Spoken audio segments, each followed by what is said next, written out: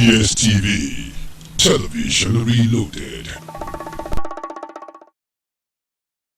Thank you. Good morning for joining us on Issues and Answers on Edo Broadcasting Service. My name is Josephine Eimihe. This morning we'll be looking at democracy. Democracy Day. That's a topic this morning. June 12th every year is the nation's Democracy Day, and it's being celebrated. It was celebrated with a lot of fanfare, a lot of parade, a lot of speech was coming up, and some persons are really thinking, are we really practicing democracy? If we are practicing democracy, what have we achieved so far since 1999? This morning we'll be looking at it, the Democracy Day, putting it in the right perspective, what is expected, what we should do, and the way forward so that every one of us will enjoy the dividends of democracy. Because some persons are alleging for it that the democracy is just for few persons and not for everybody. But I believe after this segment, people will not know that democracy is for everybody. And whether it's still the best form of government, we are still thinking. But just stay with us on this program. We have some gentlemen who will be looking at the topic, Democracy Day. We have Malam Bako with us this morning. Malam, you're welcome. Good morning, viewers at home. Happy Democracy Day. And we have a public analyst, Edo Wisdom. You're welcome. Good morning, viewers at home. Celebrate you, Josephine. All right, thank you so much. Let me start with Malam Bako. Some persons are alleging that we are not practicing democracy. It's just a mere civilian rule. How true is this? Thank you, Josephine. We are grateful to God that at least we are survived. We are still surviving. Democracy is a system of government that was supposed to be run by people-based. That is, for the people, by the people, and for the people, and by the people. But unfortunately, I will want to agree with those who are saying that in Nigeria, the practice of democracy falls short of what the definition of democracy actually is. This morning I was reading through some lines on my social media, and I saw a new definition, which says democracy is ruled by the majority against the minority. I think that definition fits more of the kind of democracy that is being practiced in Nigeria, in the sense that the system has kind of alienated those who are at the bottom or even at the middle level and those at the bottom level, and it's now left for those at the upper level to fight for it because of the financial inducement. And to that extent, even those who ought to have practiced democracy in the real sense of it are not allowed by the system to partake in the practice of democracy as it is. So they become onlooker from far. And that is why, with due respect, it's going to be long before we can get the actual democracy practice as far as the Nigerian system is concerned. All right, Elder Wisdom. Are we really practicing true? Your take on that? I ask a question that is it a mere civilian rule or true democracy? Wisdom, Elder.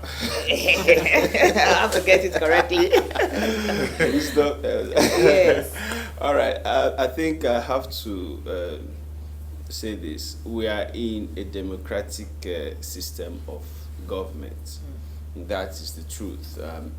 We are in a democratic system of government, and we are just about 23 years old into the system.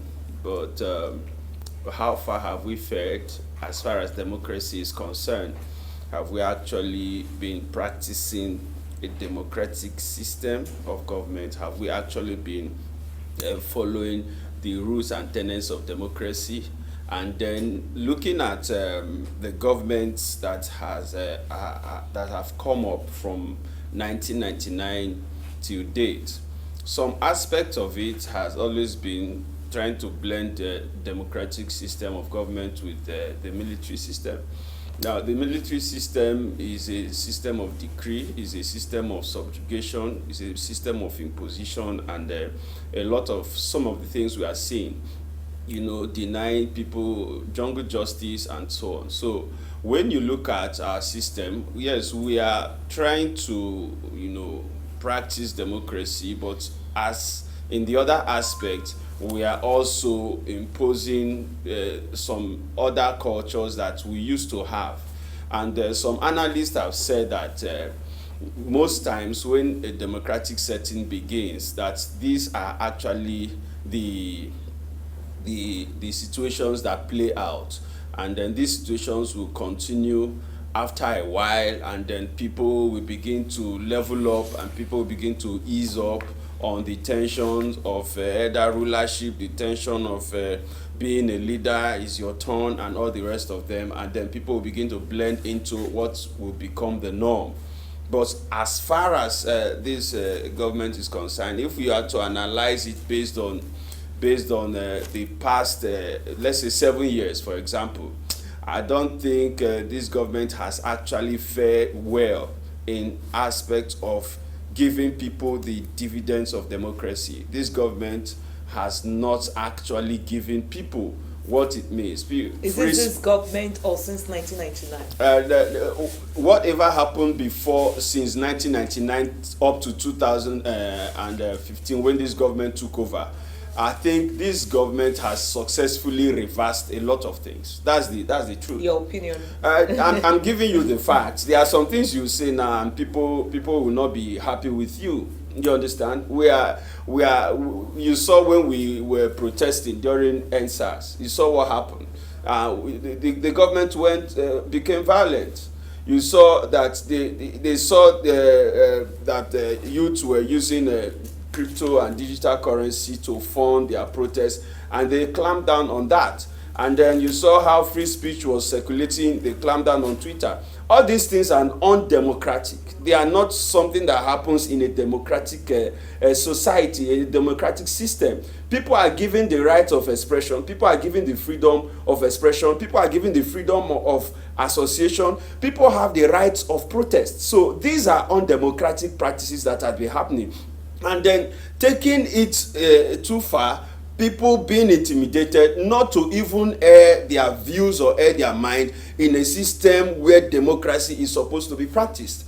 And when you follow it down the line, you see people who break the law in so many aspects, whether in corruption and so on. They have the freedom to move in society.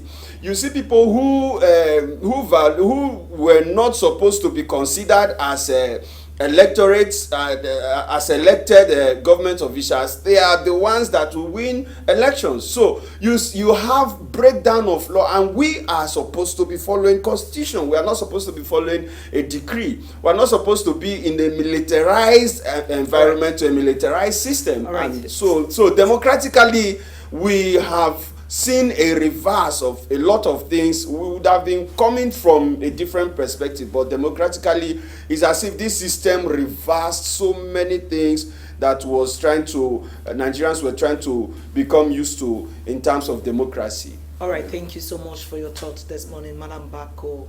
That day was declared as public holiday, and I said earlier, there was a lot of fanfare.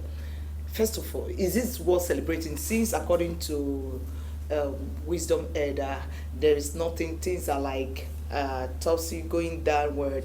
Is it worth celebrating, and what does this day symbolizes for us Nigerians? Before I answer you correctly, Josephine, my brother says we are practicing democracy. That's just in theory. Yes. And I don't want to accept the fact that things started changing 7 years ago. And I also want to disagree with you that this will evolve after a while. Then they will drop the yields and begin to see the dividends of what they are practicing. Because if you look at Nigeria's system, we are good at imbibing things that will be detriment to the growth of our nation than imbibing things that will make the nation grow. That's why we are where we are. We have oil like Kuwait. We have like the United Arab Republic. And today all of them are moving to Dubai. Only one state governor did what they now call Dubai, that all of them are going to. And if you look at records, what they have, if they have more than us, it's going to be just a little different Yeah. than what happened to us. And these are the fellows. And if you look at the trend of things, the way it was this last primary, then you begin to ask yourself, when will there be total practice of democratic situation in this country? Where somebody, I saw on social media, somebody coming from delegates, he came with a brand new car. And everybody was jubilating, the delegates, that be the main thing now. So, now to answer you correctly, yeah, considering the personality involved now that they are celebrating June 12th for, if you were alive or grown up to know the man involved, of course, it was an epitome of uprightness. He was accepted by the entire country, even though he was from a section of the country. But people voted for him, voted across the nation. Why? Because he was a true Nigerian. He was somebody who believed in Nigerian and who believed that Nigeria needed to be developed. He brought ITT, he brought a lot of, he was of Concord and other thing. And so the man had a lot of projects that was giving job opportunity to Nigerians, and he also believed in Nigeria project. And so behold, when he signified the fact that he wants to contest that election, the country now see opportunity to say, okay, let us reward him for all he had been doing. And we are sure that when he's rewarded, he will do more. And just like that, after the man won the election, last night won, then what happened? They just didn't want such a person to be in the system. And so I'm happy if there's only thing that this government have done is to recognize the fact that June 12th should be referred to as Democracy Day because of the injustice done to that man in this country. So it's worth celebrating. Okay. Okay. But whether the celebration is worth it, that's another story. Because they spend a lot of money. Yeah, that they whether the also celebration is worth it, it's another story, because you celebrate what you good, achievement, you celebrate achievement. Yes. You know, when you say celebration, you are looking at, just when you celebrating birthday, you are looking at what God has done in your life, where you are now, and where you are aiming to. But is that what Nigeria is? No. Rather than growing, we are retrogressing. And so, the question is, do we need to celebrate Democracy Day? All right, that's question. Maybe I will leave Wisdom at that. Do we really need to celebrate Democracy Day? I think maybe we are trying to narrow it down to differentiating between June 12th and Democracy Day, you know, so that maybe we can celebrate June 12th as a day that a free and fair election was conducted, and then the party was declared, but the government of the day nullified that election, and that would have been the beginning of actual democracy in Nigeria. You know, it was delayed after a while. So 29 years down the line, I think you can still see that such action and such personality is still being celebrated. Yesterday, the federal government recognized King Ibe as a former vice president. You know, so that means there is a way of re-identifying with whatever happened that period. Now, look at the context. Nigerians voted. It was a free and fair election. It was a period when Nigerians were coming together. The INEC chair then was not even from the side of the person that won. Exactly. Neither was it from the side of the side of the sitting president. Nigerians spoke. If you watch this country critically, you understand that the bulk of Nigerians are actually interested in doing things together. They are very interested, but the kind of politics that some political class plays is actually what divides the country. Not even the grassroots people, because when you see how the youth cooperate, how they move, even within their religious circle, there is no discrimination. Nobody is interested whether you are a Muslim, whether you are not. Nobody is interested whether you are from the north or from the south. everybody wants to work together to achieve a common goal. That is how the next generation of Nigeria is actually supposed to be. But we see a structure in our political setting that wants to cash into the divisional aspect of Nigerians. They want to divide Nigeria. They want to make sure that you vote this man because he's from the north, or vote this man because he's from the southeast, or vote this man because he's from the southwest, or be part of this team because he's a Muslim, or be part of this team because he's a Christian. These are leaders, and when you carry such kind of mindset into leadership, you are definitely not going to offer anything to the people. You are carrying a mindset of religion. You are carrying a mindset of maybe it's your turn to rule. You are carrying a mindset of a tribe. You are not going to deliver the country. Let's face facts. Things have gone deplorably worse than it used to be before now. The kidnappings everywhere. You are not safe to go on the road again because you don't know where these guys are. And then these guys are camping in our forests. They are not camping outside the country. And we have a government that has a military, that has a police, that has the Air Force, that has Navy, and all military parastatals that can do a lot to make sure these guys are fished out from the system. Now, we don't know when this kind of challenge will end. That's the problem. So how do you assure Nigerians that we are actually practicing a democratic system of government? Because we are not interested in protecting the constitution. You swore to says you are going to make sure you protect every citizen of the Federal Republic of Nigeria in line with the constitution, and these people are not being protected. How did these people gain access into the country? How did they cross the border? How are they taking shelter in our forests? Okay, let me pause you there. Talking about how people came into the country, I said earlier during the program that the Comptroller of Immigration says that they have shortage of personnel. That they employ. Said 24,000, and our border we have a lot of entry points, so they don't have enough men to man the border. So let me just answer that, thinking of how do these people come in. So you see there's lapses everywhere. I will take you on that.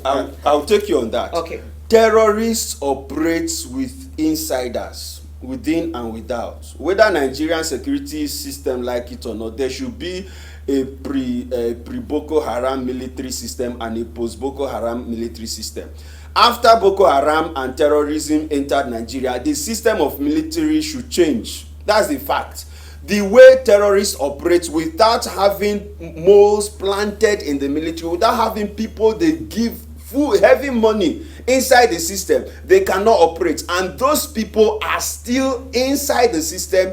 They operate in government. Remember when Jonathan was there was a time they said some people who are sponsoring these people are in the government. It is true. That is terrorism. Terrorism does not operate without having people inside. They can contact them from any part of the world. They can lodge money into their account and they can give them information on what to do. That's terrorism. Let's not go into insecurity problem. Let's stay with democracy that we are talking about, because we are. I know it's part of democracy, but we don't need to go very far from our discussion. Malam Bako, talking about we have two major political parties. We have other parties, but we have the two major political parties. No. Talking about their ideology, do you think there's any difference? Because this one will come, this one. Do you see any difference in their ideology? Before we go about the money that was being do they have ideology? They do have their manifesto. They don't. Okay. They don't. You know what it's called ideology?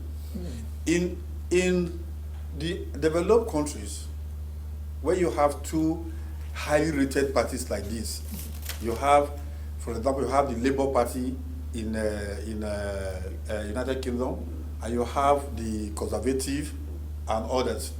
Now, they are principled on things that they have what we call their agenda or the manifesto, which are aimed at moving the country forward, developing the country, protecting the the territory of the country, Sovereignty. developing the manpower of the country, sustaining the economy of the country.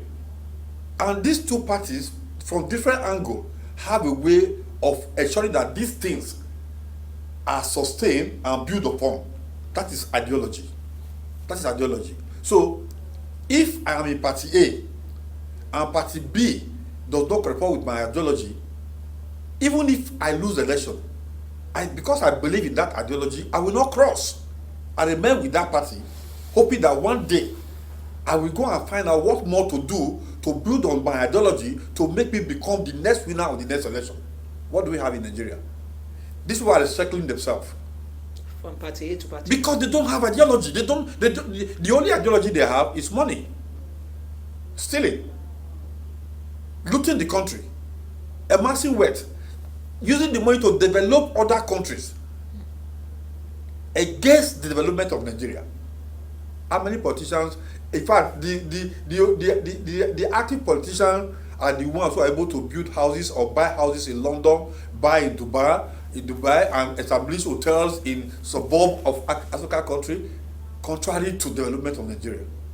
Those are the ones that say, yes, I'm a big politician, I've achieved it. And tomorrow, it will go back and recoup that money and come back again. And they will increase the rate of which you are going to collect from to enter any stage. So that the man who is suffering, who is a farmer in Nigeria, who has an ideology, we have what we call individual ideology. But the parties, I doubt, they don't have ideology. But we as human beings, human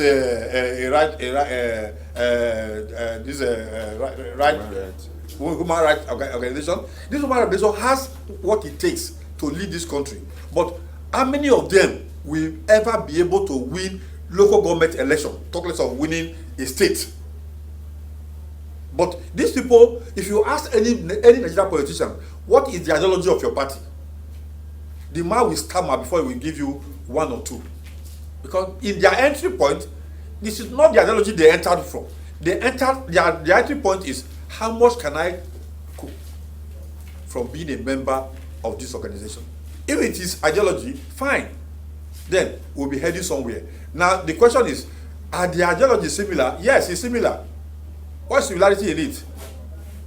Who has the highest to offer in terms of grabbing? That's what is similar. In terms of grabbing? Yes. That's what is similar to ideology. I'm sorry. Okay. What's your take on that? Talking about it. Okay. First of all, I want to correct an impression, because it would be very unfair to say we just have two. Yes, we say to have two major. We have other parties. Yes, we have two a major lot ones of them, and then by the special grace of God, we know that after 2023, we'll be seeing a lot of changes by the special grace of God, because a lot of people are returning back into the system. A lot of people are rekindling their interest in the system, because so many people have actually given up on the system. Whenever there's an election like this, they just give up, because you can be online and then the result of your center is being announced somewhere. So why people are still casting their votes? Yeah, definitely. So, and you might even finish voting and they'll tell you it's inconclusive because somebody is clamping on the result. So I think a lot of things are beginning to unravel themselves. So youths are coming up, they are becoming interested, they are insisting that they will go out to get their PVCs, and then different institutions are standing behind the collection of PVCs. People have been appealing to INEC to extend the date so that the rush will not at least affect a lot of people, because the rush is so much, it's so massive. A lot of people are tired. A lot of people are tired. I'm fed up with so many people are tired, and then some people are expecting that it is going to be a party politics in 2023. It's not going to be a party politics. I've been in a political system whereby as incumbent party, that was a ruling party, we lost the election to a party that was not a ruling party in the state. I've been in that system, and I've also witnessed how PDP lost election to APC. So, but people fail to understand that when this kind of massive influx of multitude begin to get their PVC, begin to insist on getting power back from these people, I tell you, it's going to be a very big showdown. People are still making calculations, northeast, this man is there, this man is there. Look, there are so many leaders that I've seen lose election in their polling booths. Yeah. Leaders, some governors lose election in their polling booths. So most people are saying, how many governorship aspirants does this party have? How many this and that? They forget that there are so many. The governor themselves might not even have what it takes to govern their Yes, they forget that so many youths are in their houses. For how many? For getting to up to how many months now? Youths have been in their houses, and these people are not smiling. They forget that a lot of workers are still receiving the same salary they used to receive before. When inflation rate has even tripled on whatever, what is 30,000 minimum wage going to do for somebody? And so they forget that there are people who are actually managing to survive because of the way things are becoming tough in the system. And most people are still taking money, spraying money in the public, and some people are just watching. You mean this kind of money is in this country? And then ASUU is on strike, and you forget that people are watching how insecure. The other day I heard somebody calling from Ondo State. The guy called. He said, "Man, don't do. We are not doing this tribalistic thing again. There's problem. Look at what happened. There's problem. We are not even interested in following anybody again. The problem is here. So we are going to rise against it. So a lot of things will change. That's the actual situation. I've witnessed it. We were so comfortable with winning our election with the normal strategy until the day of election. We were just like holding phone. How far? What's happening there? They say, man, these people won. What's happening there? These people. Even some candidates that never had posters, because they belong to a different party other than the party people wanted to vote out, those candidates won. Are you getting me? So we are going to see a serious revolution. People are going to revolt against a lot of things because of what they have endured in this country, and which is very, very deplorable. Malam Bako, during the primaries of the major parties, we saw a lot of money being exchanged. It's dollarized, you saw a lot. Yeah. And most people are still believing that during the election, money will still be exchanged. And most youth, for instance, are saying we have our PVC and we're going to vote in the right person. You showing person some amount of dollars right now, don't you think, is there any way they can control this money being used to induce voters, especially during election? Because in as much they want to vote, but they need to eat, and the money is very tempting. Let me come from where my brothers talk. You see, a lot of youths are in school. They are of the age of voting. The 4 years program has become 10 years program. They are listening to me. It is caused by somebody. A lot of youth have graduated. 12 years, 15 years gone. They are yet to get a place to work. A lot of youth are working. Rather than receiving, you are talking about 30,000 naira. Some have come down to the level of taking 15,000 or 20,000 and just give me something so that at least graduating. Then, even those who are Yahoo, they are being pursued right, left, and center by the same government. Now, you think the youths are dumb? They are not. People cause this problem for them, and it is time to say it's a payback time.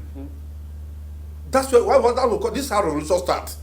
It's a payback time. You are going to vote of aggressive voting of, even if I don't have where to drop this card, I would rather drop it in fire than drop it here because of what I have experienced in your hands. Yes. Yes. So that's why my brother said there will be no party voting this time around. Oh, you were a cause of my problem, Josephine. That's why I was here this morning.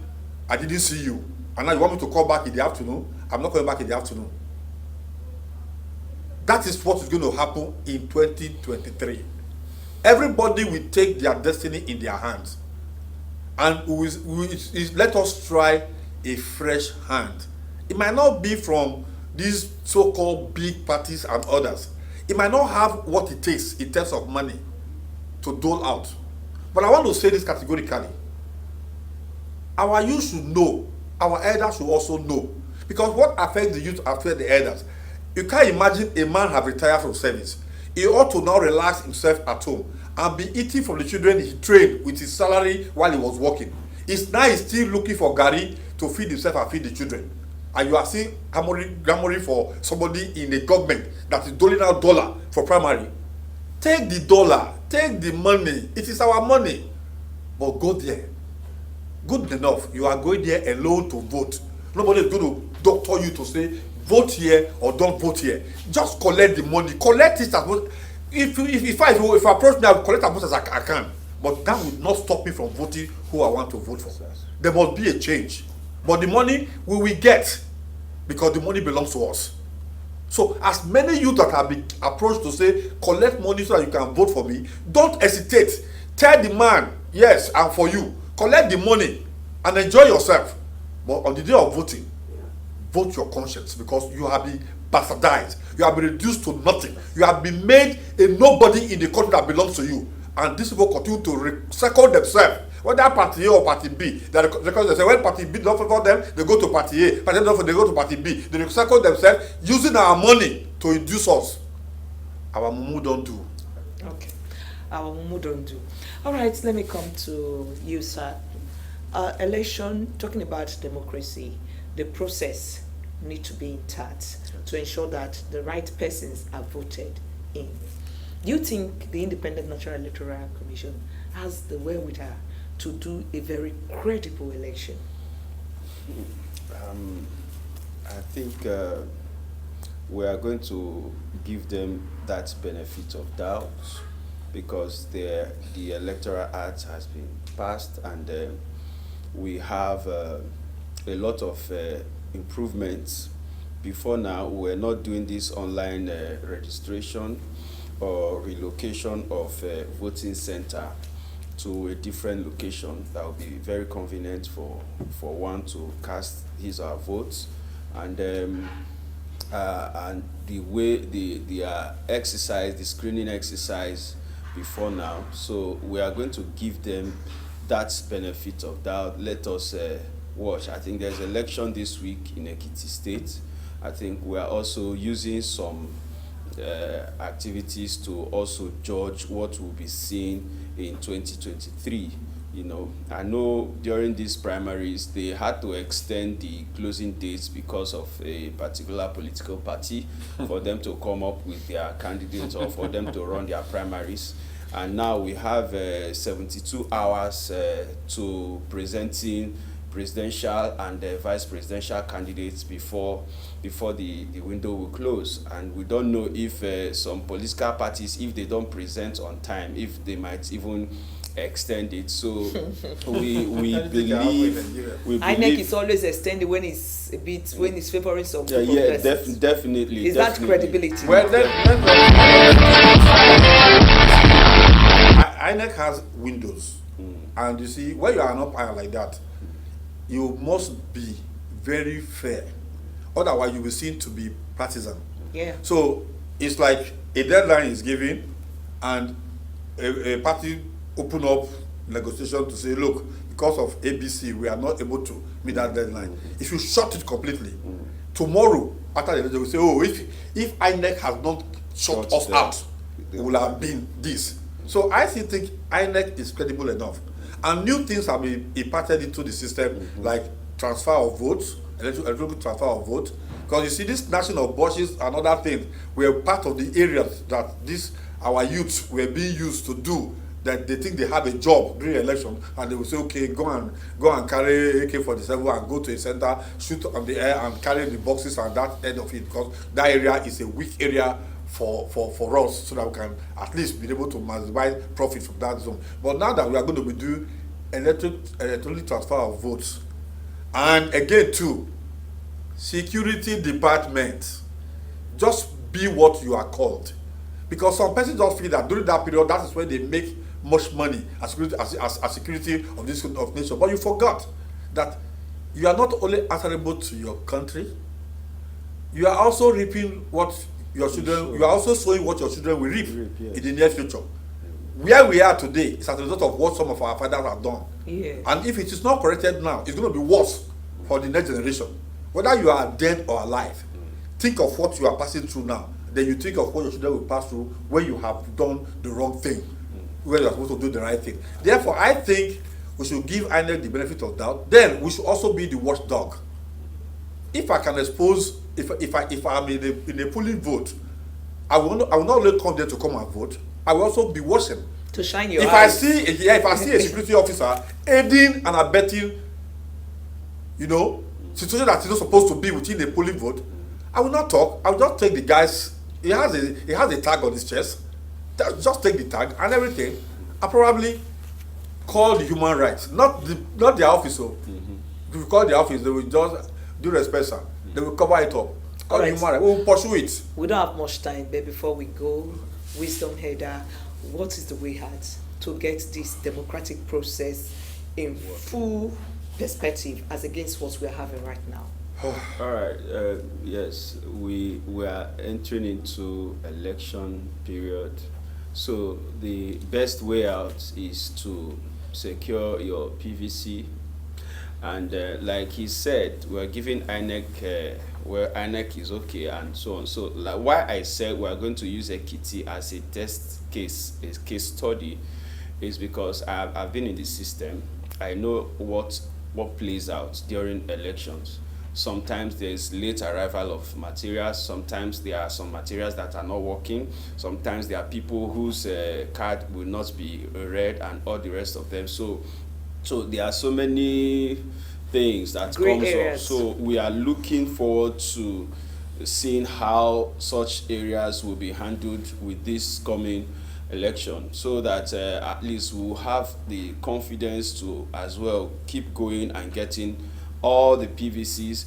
Anybody in your house that is up to 18 and above, please tell that person, if you don't get your PVC, there's no food in this house. Seriously. Make sure you instill that. Yeah, it's happening in churches and yes, I was very impressed when I saw that happening in church. The truth, I even saw someone putting up their church address. Please, if they push you from your church, come to her. I blasted that person. I said, so you want another church to create a good society for your church to thrive? Is that what you're looking for? Is that how to get members? And which kind of PFM will frown at, because nobody is interested in you accommodating someone that was cautioned in another denomination or something like that. So we get our PVC, and then please let us go back to our constitution. The constitution protects us in this country. The constitution is what our elected leaders have sworn to protect. The way and manner they handle public funds is appalling.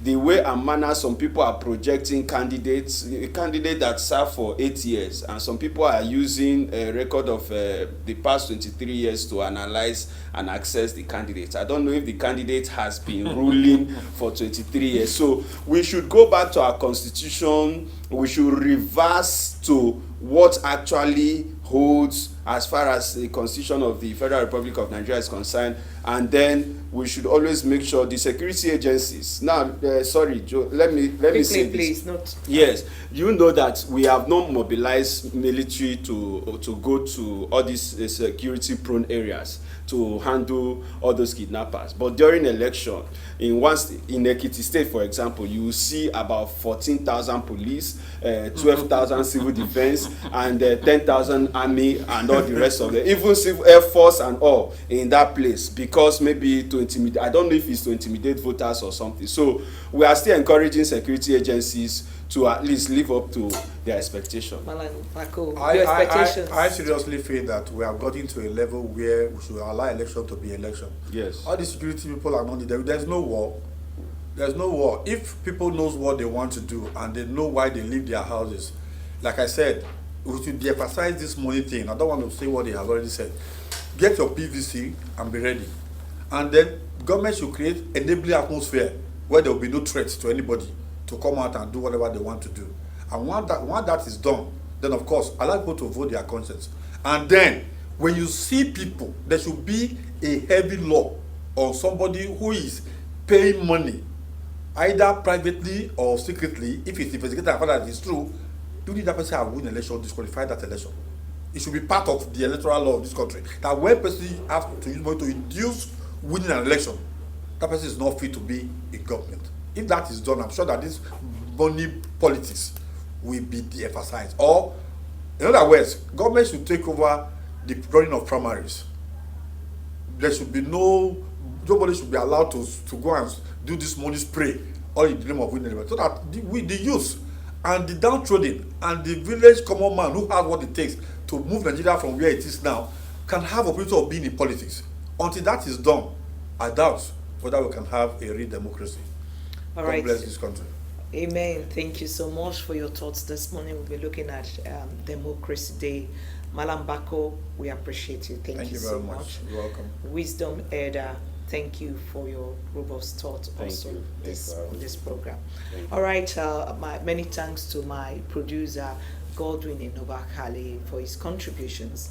My name is Josephine Eimi. Do have a blessed day ahead.